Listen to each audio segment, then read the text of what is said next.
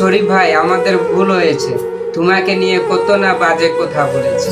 ভাইরে ভাই, একটা নির্দোষ ছেলেকে কিভাবে দোষ দিল অনলাইন জগতে, আর কি না দেখার বাকি রইল। কালকে আমরা একটা ভিডিও দেখলাম যে তিনি আসলে দুঃখিত, নির্দোষ, কারণ আমাদের এই ভুল হয়েছিল এই সকল নিউজ দেখে ভিডিও বানানো। এই নিউজগুলা বন্ধ করতে লাগবে, যেটা সঠিক নিউজ, সঠিক ভিডিও, এই ভিডিও নিয়ে কথা আলোচনা হবে। এই নির্দোষ ছেলেটাকে কিভাবে দোষী করলো। আমরা এই ছেলেটাকে নিয়ে কত মন্তব্য, মানে কত কি না বলে ফেলেছি। এই ভাইটা তার মাকে মারে নেয়, তার মাকে মেরে নেয়, তার মাকে ফ্রিজের ভিতরে ঢুকিয়ে নেয়।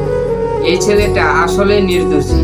আর অনলাইনে এইটা নিয়ে প্রচুর পরিমাণ ভাইরাল হয়েছিল যে তার ছেলে যে যে তার নিজের মাকে তিনি মারে ফ্রিজে ঢুকিয়ে দিয়েছিল। আসলে আমরা জানতে পারলাম এই ছেলেটা নির্দোষী। এইটা নিয়ে অনেকে মানুষ তাকে কত মন্তব্য নিয়ে তাকে অনেক কিছু গালি দিয়েছে, ভিডিও বানাইছে, এবং আমিও বানাইছি। এর জন্য ভাই সরি।